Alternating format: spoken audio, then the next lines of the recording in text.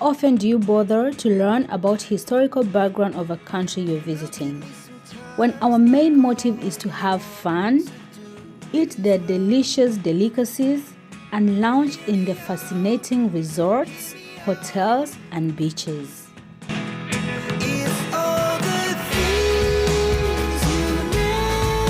Hello my lovely people, welcome back to my YouTube channel.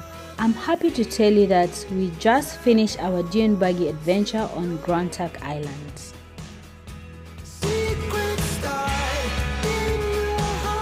At the moment, I'm covered in a fine layer of desert sand.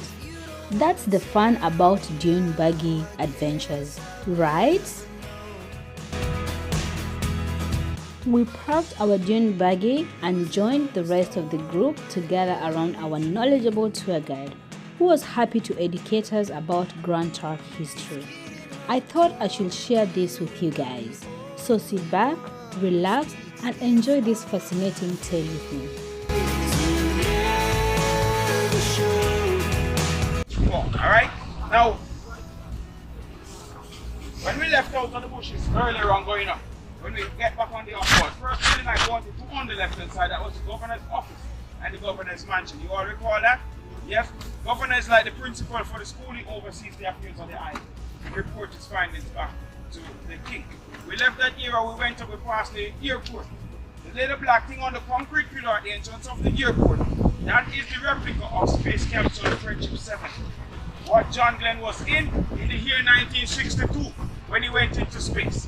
John Glenn was the third American astronaut to be in space, the first man to have orbited the Earth 4 times in 5 hours.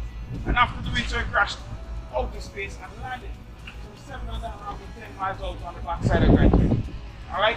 You may have noticed the colors of the water when we're going up. How beautiful it is.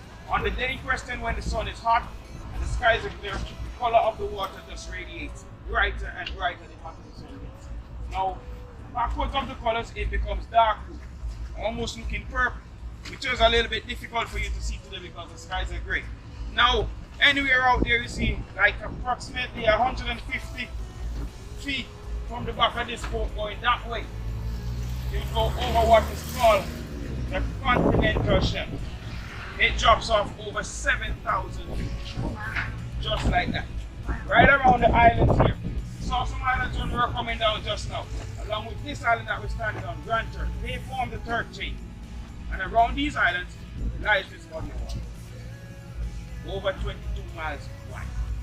Scary to think about, but it's true. Yes? Now, John Glenn landed in the middle of that.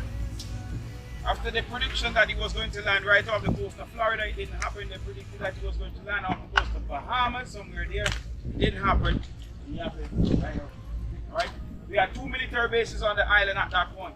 Right here where we are, if you take a look straight across through the trees, that huge white ball you're looking at on the slope, that used to be the US satellite missile tracking station. So when John Glenn crashed out of space, they were able to pick him up quickly because they were watching things from this area. Where we're coming from at the lighthouse, the community college, and all those buildings that you saw up there, that used to be the US Navy station. So they used to keep track of whatever goes on under the ocean right around. Yes? And down here they keep track of everything that moves around on top and give a signal. Today, this huge white ball along with the cone shaped device that we passed out here just now at the side of the airport, both of those are used as the part of the air traffic control system. Out of the United States, this is the closest island that have what they call VOR, artificial intelligence machine that helps the aircraft moving in and around the region to keep communication together. Alright, so just about every aircraft coming out of the state, as a matter of fact, not just about every one of them, coming out of the states, going across the Caribbean, most across, going to Central America, going to Europe, you have to come across Canada, all that. Middle East, you got to come across here. That's so you can keep communication.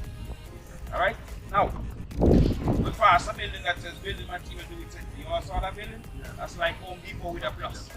If you notice the bottles that you're drinking from, everything is imported. Even people. Yes? Now, we got down the road a little further. Did you see the liquor store? Yeah. Grand Turk Liquor? That's where all the African liquids are stored. On the weekend, it's a bus with activity. But if you spend too much time on the left side, and you notice, the liquor store is on the left side going that way.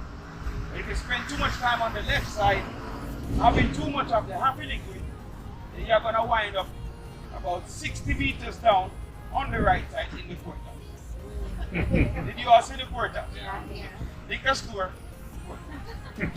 Somebody's brilliant idea. I don't know. Yes, but it's just a saying, keep response. Alright?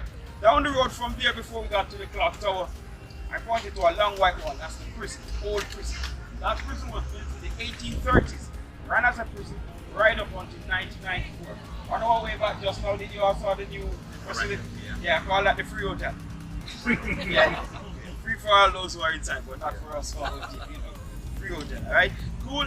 Now, we journeyed, we passed the clock tower. By the way, anywhere in the world, you go and you see clock towers, it tells you the island or country was run by Britain or it is still run by Britain. Britain used clock towers to mark their territory, mainly their towns, alright? So we passed the clock tower, we passed the police station, the hospital, we went around to that steep slope where we went up and down. All recall that? All of that area is limestone, everybody. That's a limestone quarry. Limestone on the island is used domestically, just for the construction of roads, backfilling of homes, and landscape.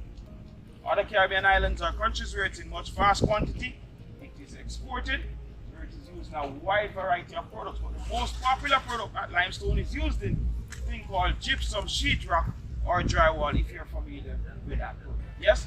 White substance inside of that limestone. Good? And that's the most popular product. Cool. Now, we went past that area and we went up to the lighthouse. That lighthouse structure that you're looking at, it has been there from 1852. And I am happy to tell you that from 1852 right up until today it still works.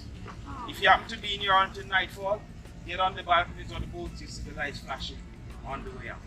Back in the day, in the 1852, it was powered by, and by the way, the Americans were the major buyers of the salt that used to be produced here. And then they were coming in to pick up the salt. They lost over 1,000 boats from the northeastern end of the reef right onto the northwestern end. So they forced the British to put that up. Now, it was powered by 8 regular whale oil plus kerosene lamps. Lights was very pale. Boats ran aground many years later. 1894, introduction of pressurized kerosene lamps with what is known as flannel lenses. Flannel lenses are magnetic lenses, projects the light out a lot bigger. 1972 saw the official introduction of electricity. From 72 until today, it's powered by electricity. Alright? Now, the donkeys. You have seen a lot of donkeys and some horses, yes. They were the vehicles that was used back in the day to transport the salt from ponds to storage, from storage to exportation. The Declaration of Emancipation was read in about 1834, and they have been left to roam the streets. That's why when we're doing our orientation, we tell you the prizes are necessary. As you can see as we go along the way, it's necessary. Good. So, I just want to say everybody on the behalf of myself and Chris right there, Craig, the 3 guides today, Sheldon, it was indeed a pleasure for us to have hosted you. We are happy that you have taken the time to come and allow us to be part of your vacation. Without you coming out here, we wouldn't be out here doing it. Waking up in the morning to see the sun is like waking up this is the ship. That's how much we depend on tourism here. When the sun sets, the ship goes. That's what it is like. Alright? So if you could just stretch your imagination and just take a little peek back into the pandemic period. When you wake up for 1 day, 2 day, 3 days, months. Here, you don't see any ship. It was up. So, when you get a chance, everybody, get a chance, go online, leave some reviews, leave your guides, names, if they meet your expectations or not. Put it up. Alright? Until you manage to come back here next week. Thank you, Thank you. Thank you very much. Alright? Thank you very much. Guys, at the end of this trip, I couldn't help but feel deeper appreciation for the island's rich history and natural wonders. It was a perfect way to cap off my unforgettable adventure. Times like all you want to do is run.